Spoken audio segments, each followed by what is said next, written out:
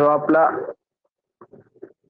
437 नंबरचा पेपर आहे PSC modern trends in political theory, म्हणजे राजकीय सिद्धांतातील जे नवीन प्रवाह आहेत त्या नवीन प्रवाहाची चर्चा आपल्याला इथे करायची आहे. तर या नवीन प्रवाहामध्ये आपण यापूर्वीचा असा विचार केला फर्स्ट इयरला की बाबा आपण राजकीय सिद्धांत म्हणजे काय शिकलो, राजकीय सिद्धांतातले वेगवेगळे आपण प्रवाह शिकलो, प्रकार शिकलो, आणि जी राजकीय सिद्धांताची जी मोठी एक परंपरा आहे ती परंपरा सुद्धा आपण समजून घेण्याचा प्रयत्न आपण मागच्या वर्षामध्ये आपण केला. तर या वर्षामध्ये त्याचा जो पुढचा भाग आहे, जे करंट इश्यूज आहेत, समकालीन जी चर्चा आहे त्या चर्चेमध्ये काय काय महत्वाचं आहे, तर आपण एक त्याचे ओझरता आपण आढावा घेऊया. त्यामध्ये social justice, John Rawls and his critics, सामाजिक न्याय आणि त्यामध्ये जॉन रॉल्सच्या सामाजिक न्यायावरच्या टीका.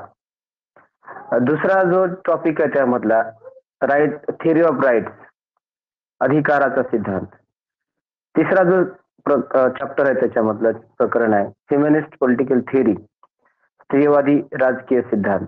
आणि यानंतर जो चौथा चॅप्टर आहे तर ते लिबर्टेरियन आणि अँड कम्युनिटेरियन थिअरीज, ज्याला आम्ही स्वतंत्रतावाद आणि समुदायवादी सिद्धांत असं म्हणतो. आणि शेवटचा जो टॉपिक आहे यातला तो म्हणजे असा आहे की वेलफेअर स्टेट, त्याच्यामध्ये हे क्रिटिक्स ऑफ पॉलिटिकल वेलफेअर, ज्याच्यामध्ये कल्याणकारी राज्याची भूमिका आणि त्यामध्ये फ्रेडरिक हेग यांचं टीकात्मक परीक्षण, अशी चर्चा इथे आपल्याला करायची आहे. तर यापैकी आपला जो पहिलं चॅप्टर आहे सामाजिक न्याय आणि जॉन रॉल्सच्या सिद्धांताचं परीक्षण.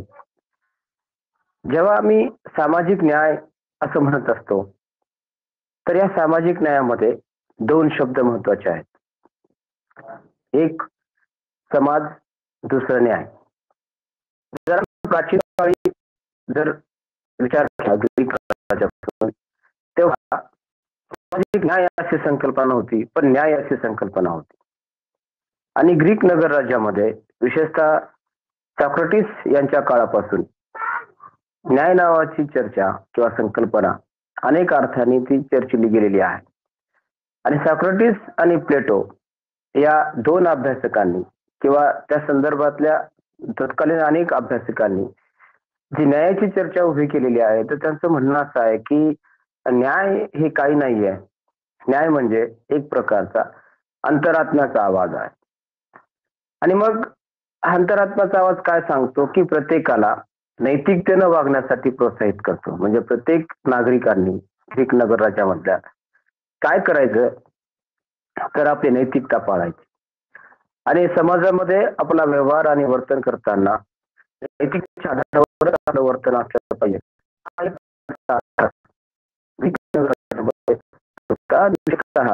सॉक्रेटिस आणि प्लेटो यांच्या विचारापासून खऱ्या अर्थाने न्याय नावाची संकल्पना आली.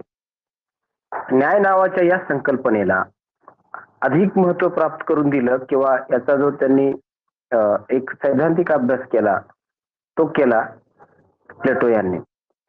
प्लेटो यांचं द रिपब्लिक नावाचं जे पुस्तक आहे, तर ह्या द रिपब्लिक मध्ये त्यांनी त्यांचा जो आदर्शवाद मांडला, त्या आदर्शवादाची जी काही पिलेर आहेत, काही खांब आहेत, आपण त्याला मराठीत खांब असं म्हणतो, त्याचा जो मुख्य आधार आहे तो आधार त्यामध्ये आपण असं पाहतो. त्यांचा जो आदर्शवाद आहे तो आदर्शवाद तेथील साम्यवाद, तिथलं शिक्षण, तिथला न्याय, त्याचं तत्वज्ञ राजा, या 3-4 गोष्टीवर चालतो.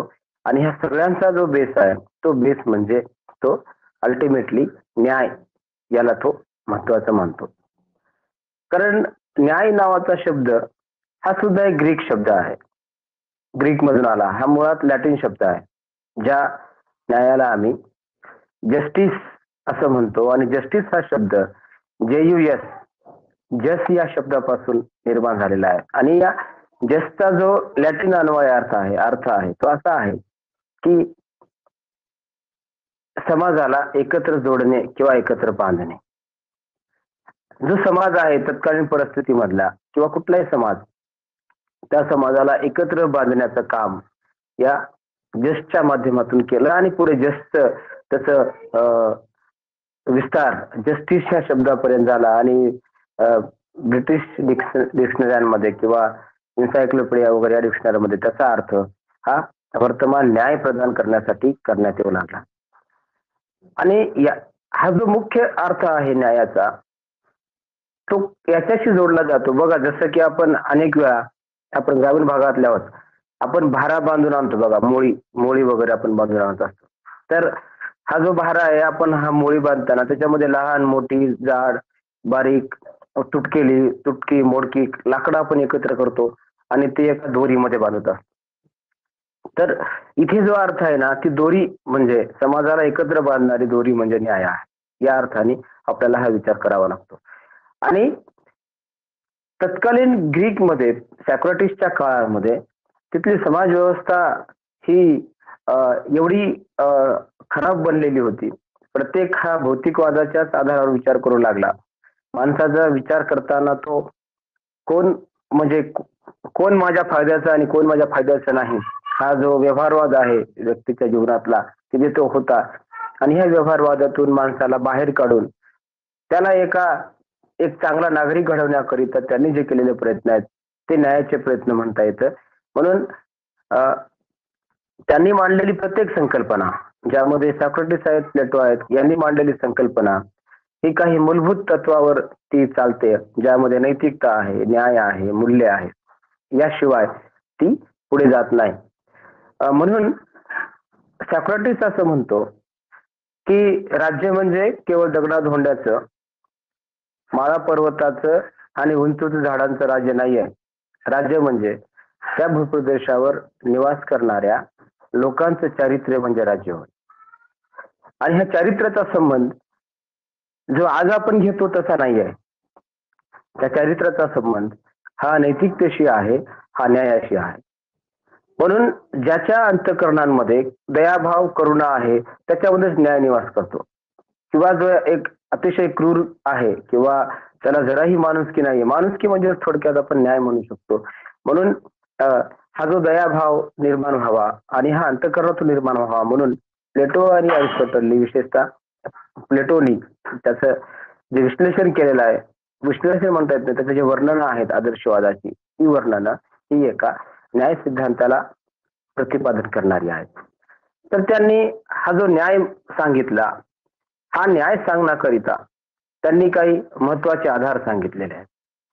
कारण तत्कालीन ग्रीकमध्ये काय होतं, तर एक प्रकारची सोफिस्ट विचारसरणी होती. आणि त्या सोफिस्ट विचारसरणी ते जे न्यायाचा अर्थ आहे ते न्यायाचा अर्थ आपापल्या पद्धतीने ते लावत होते.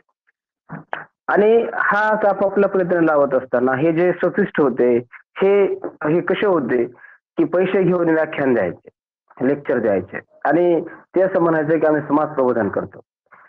आणि मग जेव्हा हे पैसे घेऊन लेक्चर द्यायचे किंवा पैसे घेऊन समाजामध्ये बोलायचे, तर हे निश्चितच ते पुन्हा श्रीमंत आहेत, तिथले जे धन दानगे आहेत किंवा सरजामदार आहेत, ते यांचंच गुणगान गायचे. आणि या गुणगानामध्ये झालं असं, इतकी तिथे प्रगल्भ होती, ती महत्वाची मानली जात होती. त्याच्याशिवाय म्हणजे अगदी तुम्हाला काही जरी करायचं असेल तर तुम्हाला सोफिस्टांचा सल्ला घेतल्याशिवाय लोक करत नव्हती.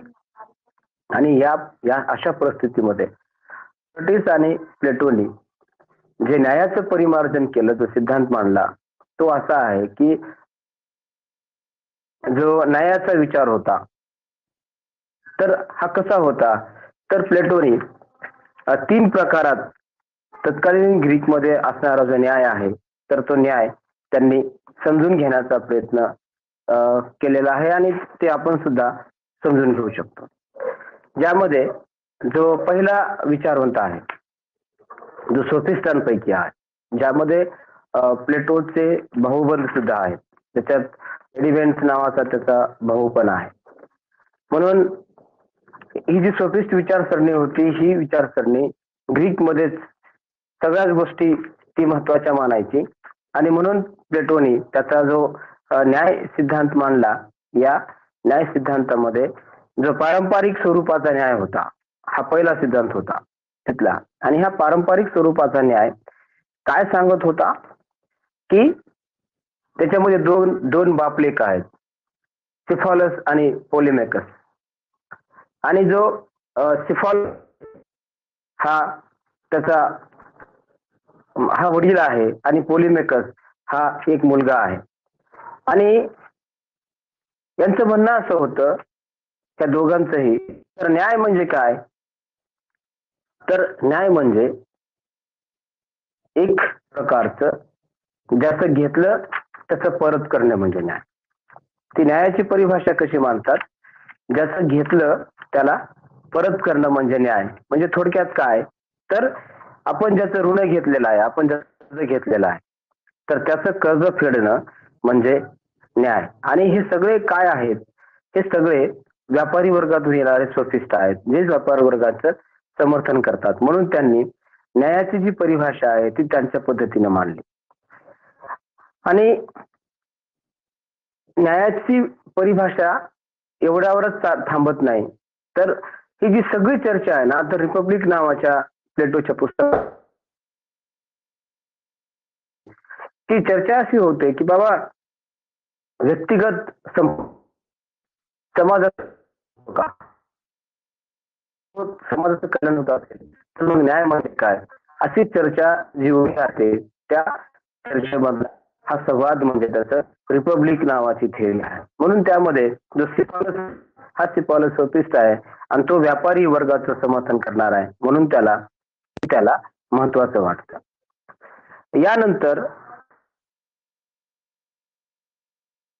विचारवंत आहे सोफिस्ट, त्यावेळच्या ज्या सिद्धांताच्या परिकल्पना प्रचलित होत्या त्यापैकी दुसरा आहे क्रांतिकारी, जो आहे थ्रेसिमेकस. याचं म्हणणं असं आहे की हा काय म्हणतो, शक्तिशाली लोकांचं हित जोपासणं म्हणजे न्याय. शक्तिशाली लोकांचं हित जोपासणं म्हणजे न्याय. आणि या हित जोपासण्यामध्ये तो की जी सत्तेमध्ये असणारे लोक आहेत, ज्यांच्याकडे आर्थिक सत्ता आहेत, ज्यांच्याकडं राजकीय सत्ता आहेत, तेव्हा आर्थिक आणि राजकीय असं विभाजन नव्हतं, परंतु जे लोक शासनामध्ये आहेत, ज्यांच्या हातामध्ये सगळ्याच प्रकारच्या सत्ता आहेत, अशा लोकांचं हित जोपासणं म्हणजे न्याय होय. अशा अशा प्रकारची आहे.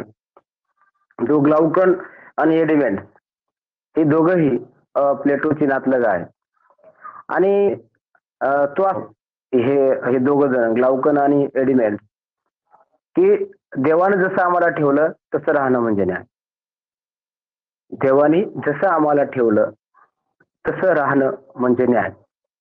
आणि ह्या तिघांनीही न्यायाच्या संकल्पना ज्या प्रतिपादन केल्या त्यावेळच्या, त्या संकल्पना एकांकी स्वरूपाच्या होत्या आणि त्या सामाजिक हिताकरिता महत्वाच्या मानल्या जात नव्हत्या. याची टीका करताना प्लेटो असं म्हणतात की न्याय, एकतर न्याय काय आहे, एकतर तुम्ही जे म्हणतात ना ते न्याय नाही. तो पहिल्याच उत्तर जो देतो सेफॉलस की न्याय म्हणजे उचित व्यवहार, त्याचा मुलगा पोलिमेकस उत्तर देतो की न्याय म्हणजे ज्याचं घेतलं त्याला परत करणे. या दोघांच्याही मताचा विरोध करताना प्लेटो असं म्हणतो की बाबा न्याय ही बाह्य आणि कृत्रिम वस्तू नाही. काय आहे न्याय, ही बाह्य आणि कृत्रिम वस्तू नाही, ती तुम्हाला दिसत नाहीये किंवा तिचं तुम्हाला हस्तांतर करता येत नाही. तर ती काय आहे, तर तो अंतरात्म्याचा आवाज आहे. म्हणून न्याय भेद है ना, ज्याचे जे आधार आहेत महत्वाचे, ऋण परत करणं म्हणजे न्याय. हा एक भाग आहे व्यवहाराचा. जसं तुम्ही पैसे घेतलेत त्याचं परत करणं म्हणजे तुमचं कामच आहे, जबाबदारीच आहे, परंतु न्याय असतो. आणि न्याय काय करतो, तर न्याय सगळ्या व्यक्तींना एका समान काठीनं मारतो. तो व्यक्तींमध्ये कसल्याही प्रकारचा भेद करत नाही किंवा व्यक्तीमध्ये तो गुलाम किंवा तो भेद करत नाही. म्हणून जी तुमची परिभाषा आहे न्यायाची, करणं म्हणजे न्याय, तर याचं प्रत्युत्तर हे दिलेलं आहे. त्याबरोबरच ते दुसरा होता जो क्रांतिकारी होता, ते असं म्हणतात की बाबा जशी गोष्ट आहे, प्रत्येक वेळी त्यांचं ऐकणं म्हणजे न्याय असं असतंच असं नाही. कारण अनेक वेळा जी शक्तिशाली लोक किंवा हा जो शक्तिशाली लोक म्हणजे न्याय किंवा त्याचं आदेशाचं पालन करणं म्हणजे न्याय, की प्लेटो म्हणतो अनेक वेळा जे शासक आहेत ना, हे शासक हुकुमशाह असत नाहीत. राजा तो निरंकुश असू शकत नाही. अनेक वेळा त्याच्यामध्ये आत्मबल नावाची गोष्ट असते. तो सहानुभूतीने एक राजा म्हणून तो समाजाकडे पाहत असतो. अनेक वेळा त्याची ती भावना सुद्धा पाहणं गरजेचं आहे. म्हणून न्यायाच्या परिभाषेमध्ये आम्ही शासनाची इच्छा पालन करणं म्हणजे न्याय पालन करणं म्हणजे न्याय असं म्हणत असू तर एकांगी स्वरूपाचं ठरेल. म्हणून अनेक वेळा साधन महत्वाचे आहेत आणि साधन जेव्हा तुम्ही महत्वाची मानता ना, तेव्हा साधनाच्या वितरणामध्ये त्याचं जे समान वितरण महत्वाचं आहे, तरच तो न्याय असू शकतो. परंतु जेव्हा शासनाची शक्ती किंवा शासनाचं हित हे दंडशाहीच्या आधारावर येतं, तेव्हा मात्र तो न्याय असू शकत नाही. म्हणून प्लेटोनी याचं विभाजन सुद्धा आपल्याला केलेलं दिसतं. आणि जो ग्लाउकन आहे हितस्थितीवादीवाला, तर त्याचं म्हणणं असं होतं की न्याय काय आहे? न्याय हे भीतीचं अपत्य आहे. Justice is the child of fear. हे एक न्यायाचं अपत्य, हे भीतीचं अपत्य आहे. आणि जेव्हा तो भीतीचं अपत्य असं म्हणतो, तर त्याचं म्हणणं असं आहे की इथल्या सामान्य माणसाला एक शासनाबद्दलची भीती आहे किंवा एखाद्या सामान्य माणसाला राजाबद्दलची भीती आहे. जर आपण त्याच्या विरोधात बोलू तर तो आपल्याला मारेल किंवा आपल्याला कैदेमध्ये टाकेल. आणि आपल्याला असं बोलण्याचं स्वतंत्र ज्या समाज व्यवस्थेमध्ये नाहीये, तिथे न्याय प्रस्थापित होऊ शकत नाही. अशा प्रकारचं प्रतिपादन हे ग्लाउकन आणि एडिमेंट्स करतात. तर प्लेटो असं म्हणतो की न्याय नावाची संकल्पना जेव्हा आम्ही म्हणतो, तर न्याय आम्ही जेव्हा उच्चारतो तेव्हा अन्याय नावाचा शब्द येतो. आणि न्यायाच्या संकल्पनेमध्ये अन्याय कुणावरच होत नाही. म्हणून तुम्ही असं म्हणणं, याचं समर्थन करणं म्हणजे काय होतं की अन्यायाचं समर्थन करण्यासारखं आहे. आणि समाज जीवनामध्ये आम्ही अन्यायाचं समर्थन हे करू शकत नाही. कारण का करू शकत नाही? कारण निसर्गाने प्रत्येकांना त्याच्या पद्धतीने जीवन जगण्याचा हक्क देण्यात आलेला आहे आणि त्याला तो हक्क प्राप्त व्हावा ही चर्चा रिपब्लिक मध्ये उभी केलेली आहे. आणि ही चर्चा या पारंपरिक न्यायापासून ती सुरू होते. आपण हे का सांगतो?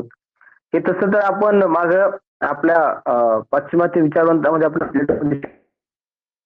जर आपण डायरेक्ट जॉन रॉल्सवर सुरू करू ना, त्याची चर्चा करायला सुरुवात करू, तर आपल्या हे लक्षात येणार नाही. म्हणून आपल्याला हे थोडंसं बॅकग्राऊंड त्याचं असणं गरजेचं आहे. आणि यानंतर प्लेटोनी जो न्यायाचा सिद्धांत मांडला, तर या न्यायाच्या सिद्धांतामध्ये तो असं म्हणतो की सिफॉलस, पोलिमेकस, थ्रेसिमेकस, ग्लाउकर, एडिमंड या जे काही न्याया संबंधित जे काही दृष्टिकोन प्रतिपादन करतात, तर ते दृष्टिकोन याच्यामध्ये ज्या काही समानता दिसतात, त्या समानता म्हणजे त्यांनी न्याय नावाची संकल्पना ही बाह्य मानलेली आहे. बाह्य म्हणजे कशी? की ते आमच्या शरीरात नाही, आमच्या अंतःकरणात नाही, त्याची अंतःकरणाच्या बाहेर आणि शरीराबाहेर आहे, जसं की वस्तू असतात तशा.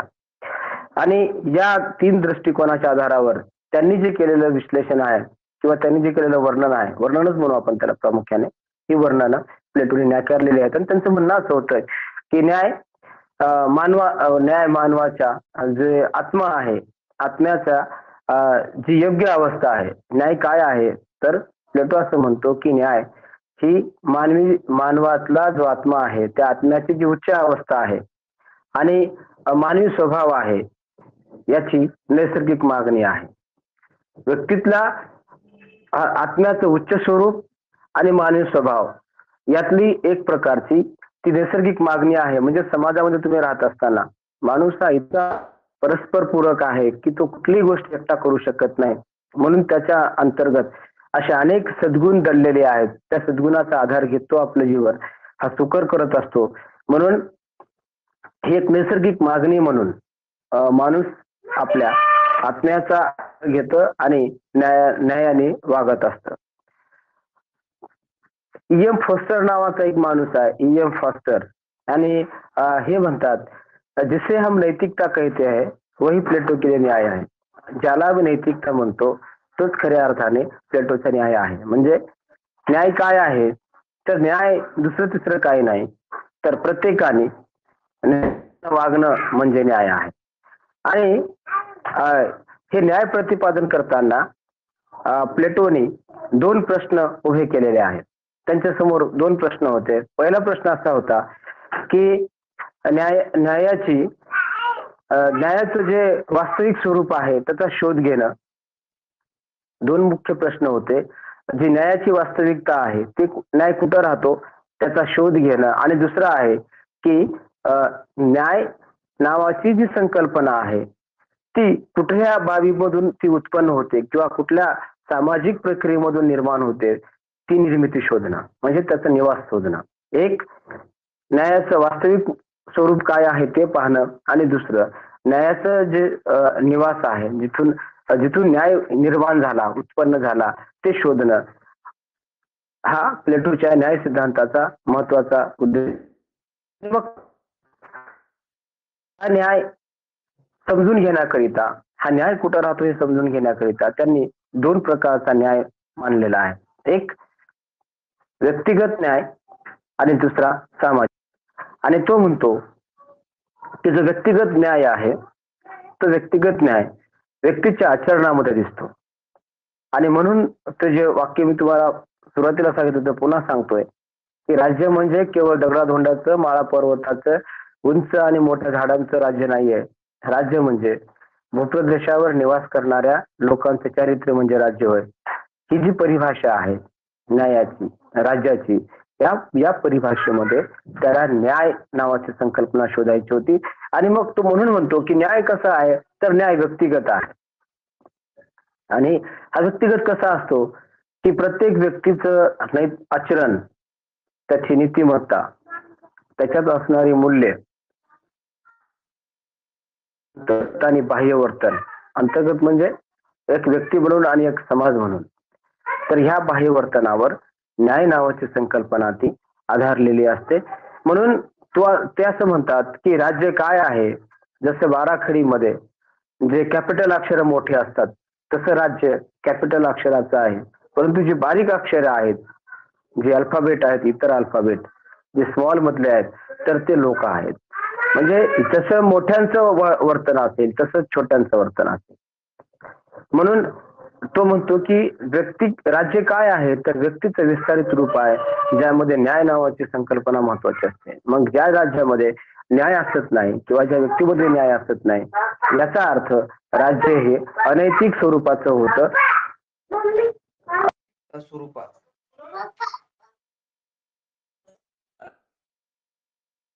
हे अनैतिक स्वरूपाचं होतं.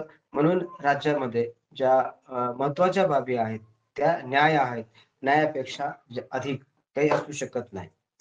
त्यानंतर ते असं म्हणतात की न्याय आम्हाला कसा पाहता येतो तर आम्हाला न्याय राज्या अंतर्गत काही चेतना आणि गुण निर्माण करणारा असतो. मग ह्या चेतना कोणत्या आहेत किंवा गुण कोणते आहेत तर व्यक्तीमध्ये जे सद्गुण निर्माण होतात तर त्याच्या आचरणापासून होतात. आणि तो म्हणतो की मुळात निसर्गतः व्यक्तीमध्ये काही गुण असतात परंतु हे प्रत्येक व्यक्तीमध्ये हे सारखे गुण नसतात. तर काही व्यक्तींमध्ये एका गुणाची अधिकता असते तर दुसरा गुण कमी असतो किंवा तिसरा गुण त्याच्यामध्ये जास्त असत नाही.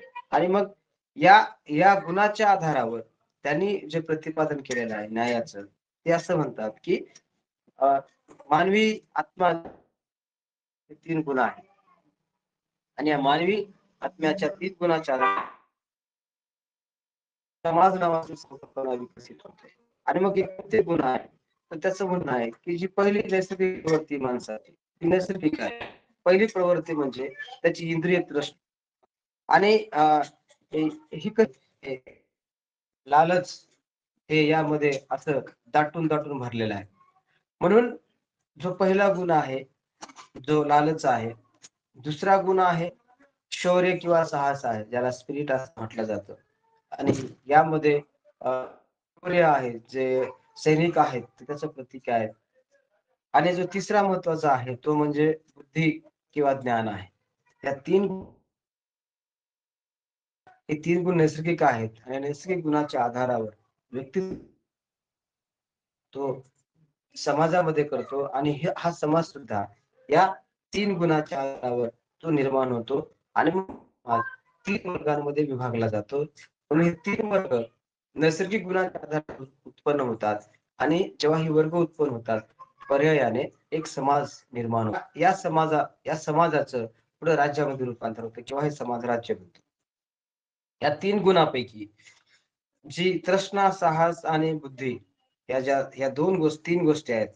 याचा जो प्रमुख आधार आहे प्लेटोच्या सिद्धांतामधला, या 3 तत्वाच्या आधारावरच प्लेटोचा एकंदरीत विचार, मग त्याचं राज्यविषयक विचार असो, त्याचा साम्यवाद असो, त्याचं शिक्षण असो, तत्वज्ञ राज्य असो की काही असो, त्याच्या ज्या अ, मूळ ज्या काही सिद्धांताचा जो बेस आहे, तो बेस आपल्याला ह्या 3 गोष्टी पाहायला मिळतो आणि तो म्हणतो की अ, व्यक्ती कसा आहे, तर व्यक्ती निसर्गतः या 3 गुणाच्या आधारावर तो विभागलेला असतो. आणि मग जो पहिला गुण आहे, ज्यामधला लालच नावाचा जो गुण आहे, त्या लालच नावाच्या गुणामधून एक उत्पादक वर्ग निर्माण होतो. त्या उत्पादक वर्गाचं काम काय आहे? त्या उत्पादक वर्गाचं काम असं आहे, की व्यक्तीने आपल्यात जे गुण आहेत, त्या गुणाच्या आधारावर संपत्ती अर्जन करायची आणि संपत्ती अर्जन करून राज्याला जी संसाधनं लागतात, सैनिकाला जी संसाधनं लागतात, त्या संसाधनाचा पुरवठा हा व्यक्तीने राज्याला करायचा आणि असा एक वर्ग, तो वर्ग म्हणजे उत्पादक वर्ग. जो दुसरा वर्ग आहे, तो वर्ग म्हणजे साहस वर्ग. त्याचा गुण हा साहस आहे. आणि हा कोणता वर्ग आहे? हा सैनिक वर्ग आहे. आणि हा सैनिक वर्ग काय काम करेल? हा सैनिक वर्ग राज्याचं संरक्षण करेल. आणि हे संरक्षण करण्याची जबाबदारी ही सैनिक वर्गाची असेल, परंतु सैनिक वर्ग संपत्ती कमवणार नाही किंवा त्याला पगार असणार नाही. तर त्याच्या उदरनिर्वाहाची जबाबदारी असेल. ती जबाबदारी कोण पार पाडेल? तर ती उत्पादक वर्ग पार पाडेल. आणि जो तिसरा वर्ग आहे त्याचा जो सद्गुण आहे, तर तो सद्गुण आहे विवेक. नैसर्गिक गुण आहे तो विवेक. आणि हा विवेक काय करेल? तर विवेकातून उत्पन्न होणारी जी अ, अ, जो वर्ग आहे, तो वर्ग शासनाची जबाबदारी पार पाडेल, म्हणून तो विवेकी आणि ज्ञानी असेल. आणि ह्या 3 वर्गाच्या आधारावर व्यक्तीने समाजाचं विभाजन केलं, त्या विभाजनाला त्यांनी न्याय असं म्हटलं. आता मुळात प्रश्न असा निर्माण होतो, की मग ह्याला आपण गृहीत धरायचं का? मग हे सत्य मानायचं का? तर हा एक प्रकारचा त्यांचा विचार आहे. आणि ही ग्रीकची परिस्थिती आहे. ते इतर देशांमध्ये लागू होईल अशातला काही भाग नाही. आणि प्लेटो हा पूर्णतः कल्पनावादी आणि आदर्शवादी आहे. त्याचं आदर्श राज्य त्याला उभं करण्याकरिता त्यांनी त्याच्या या न्यायाचं प्रतिपादन त्यांनी केलेलं आहे. नंतरच्या काळामध्ये त्याचा जे शिष्य होता अरिस्टॉटल, त्यांनी त्यांचं हे म्हणणं नाकारलेलं आहे आणि न्याय सिद्धांताला कायदेशीर आधार निर्माण करून दिला आणि त्यांनी वितरणात्मक न्याय नावाची संकल्पना मांडली. म्हणून प्लेटोचं हे जे सगळं म्हणणं आहे ना, हे पूर्ण काल्पनिक आणि आदर्शवादी आहे. आणि हे आदर्शवादी यासाठीच आहे, कारण तत्कालीन ग्रीकमधली जी परिस्थिती होती, तर त्यामध्ये नैतिकता, न्याय नावाच्या संकल्पना नव्हत्या. व्यक्ती हा फार कृत्रिम पद्धतीचं वागणं त्याचं होतं आणि त्याला एका मानवतेच्या दृष्टिकोनातून, नैतिकच्या दृष्टिकोनातून मूल्य त्याच्यामध्ये विकसित व्हावीत या दृष्टिकोनातून प्लेटोने केलेले प्रयत्न हे महत्त्वाचे होते. आणि या 3 गुणाच्या आधारावर आणि तो म्हणतो की 3 गुण नैसर्गिक आहेत आणि या 3 गुणाच्या आधारावर समाजाचं वर्गीकरण होतं आणि हेच 3 वर्ग पुढे राज्याचा आधार बनतात आणि यामध्ये जो मुख्य दुवा आहे, या 3 वर्गांना जोडणारा तो म्हणजे न्याय आहे. आणि मग प्लेटोने न्यायाची जी वैशिष्ट्ये काही प्रतिपादन केली त्यामध्ये तो म्हणतो, की या 3 गुणांचा समावेश आहे. हा एक प्रकारचा नैतिक सिद्धांत आहे. न्याय हा व्यक्तीच्या अंतरात्म्याचा आवाज आहे. तो एक असं तत्व आहे, की जे व्यक्तीच्या वर्तनामध्ये संतुलन निर्माण करतं आणि हे संतुलन समाज जीवनामध्ये महत्त्वाचं असतं. त्यानंतर असं म्हणतो, की हे हे जे वैशिष्ट्य म्हणजे हा जो न्याय आहे, तर हा न्याय कसा आहे? तर एक कार्य विभाजन तो करणारा आहे. तो कार्य विशेषतः तो प्राप्त करून देतो. त्याचबरोबर हा सिद्धांत हस्तक्षेप करत नाही एकमेकांच्या कार्यामध्ये. त्यानंतर तो अतिव्यक्तिवादी आहे. त्यानंतर असं म्हणतो, की याला एक मानसशास्त्रीय आधार आहे आणि त्यानंतर तो म्हणतो, की हा एक प्रकारचा एक ऑर्गॅनिक थिअरी आहे. जसं की मानवी शरीर आहे. जसं त्याची एक रचना आहे डोकं, खांदे, पोट आणि पाय. तसं राज्य नावाची संकल्पना आहे. तशी न्याय नावाची संकल्पना आहे. ही सुद्धा एकमेकावर ती आधारलेली आहे, ती सेपरेट नाही. तर प्लेटोच्या न्याय सिद्धांतामधल्या जर ह्या काही टेक्निकल बाबी काढून टाकल्या, त्याचं नैसर्गिक गुणाच्या आधारावर समाजाचं विभाजन किंवा राज्याचं विभाजन हे जर बाबी काढून टाकल्या, तर प्लेटो ज्या गोष्टी महत्त्वाच्या मानतो, त्याच गोष्टी पुढे न्याय सिद्धांत जसं की नैतिकता आहे, जसं की मूल्य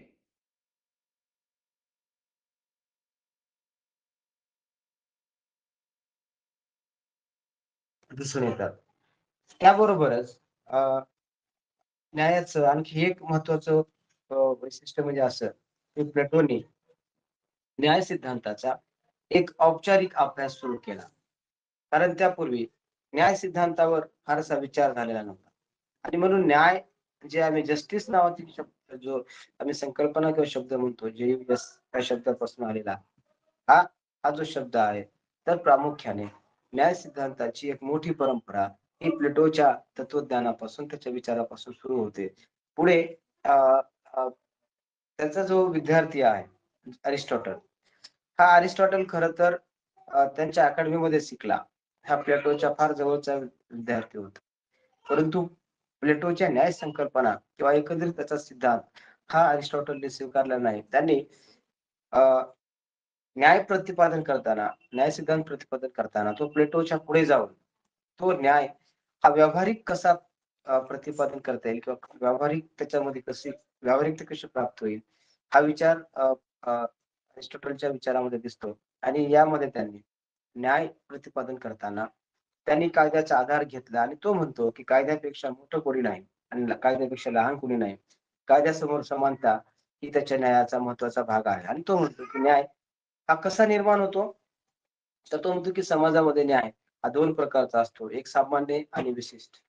आणि या दोन्हीला एकत्र तो म्हणतो, की वितरणात्मक न्याय ही महत्त्वाची भूमिका पार पाडतं. कारण या न्याय संकल्पनेमध्ये आम्हाला अ, कुणापर्यंत पोहोचायचं आहे, तर जे उपेक्षित समाज घटक आहेत, जे त्या ज त्या त्या त्या समाज व्यवस्थेमधले जे मागास आहेत किंवा त्यांच्यावर नेहमी असमान किंवा अन्याय झाला, तर या समाज घटकांच्या विकासाकरिता शासनाने जे धोरण राबवावेत, ते त्यांच्यापर्यंत पोहोचावेत. म्हणून त्यांनी वितरणात्मक न्याय असं म्हटलेलं आहे. आम्ही त्याला अ, अ, न्यायाचं वाटप सुद्धा म्हणतो. आणि जेव्हा आम्ही जॉन रॉल्सकडे येतो, तर जॉन रॉल्स हा वितरणात्मक न्यायावरच अधिक महत्त्व देतो. त्याच्यावर तो बोलतो. तत्पूर्वी अ, जेव्हा आपण अरिस्टॉटलच्या न्यायाकडे पाहतो, प्लेटोच्या न्यायाकडे पाहतो, तसं न्याय नावाची संकल्पना ही प्लेटोपासून प्लेटो आणि अरिस्टॉटल पासून ती अधिक विकसित होत आलेली आहे. आणि ती इतकी विकसित होत आलेली आहे, की आता सामाजिक न्याय सिद्धांतच वेगळा झालेला आहे. म्हणजे तो आता एक डिसिप्लिन होऊ पाहतोय. तो एक आता नवीन विषय म्हणून जगभराच्या अभ्यासकांच्या पुढे येतो आहे. म्हणून यानंतर म्हणजे सॉक्रेटिस नंतर जो काही मधला काळ होता, ज्याला मी मध्ययुग असं म्हणतो. या मधल्या युगामध्ये मध्ये अंधकार युग म्हटलं जातं. याच्यामध्ये सिद्धांताविषयीच्या फार काही चर्चा झालेल्या नाहीत किंवा न्यायाविषयीच्या काही चर्चा झालेल्या नाहीत.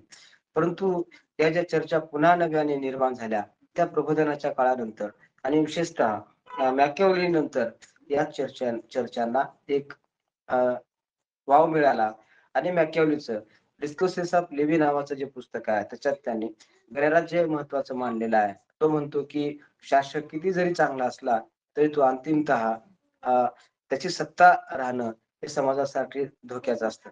आणि यापुढे जर आपण गेलो तर जॉन रॉल्सनी जिथून न्याय सिद्धांत घेतला, त्याचा जो आधार होता, तर एक प्लेटोचा काळ होता, अरिस्टॉटल होता आणि दुसरा आधार होता सामाजिक कराराचा सिद्धांत. आणि या सामाजिक कराराच्या सिद्धांतामध्ये विशेषतः हॉब्स क्रुसो याने जो सामाजिक करार प्रतिपादन केला, तिथून सामाजिक न्याय नावाची संकल्पना जी करारवादी स्वरूपाची बनली आणि ह्या करारवादाचं एक इत्थंभूत विश्लेषण जॉन रॉल्सने आपल्या थिअरी ऑफ जस्टिस नावाच्या पुस्तकांमध्ये केलेलं आहे. आणि हे पुस्तक तुम्हाला कुठेही पाहायला मिळेल.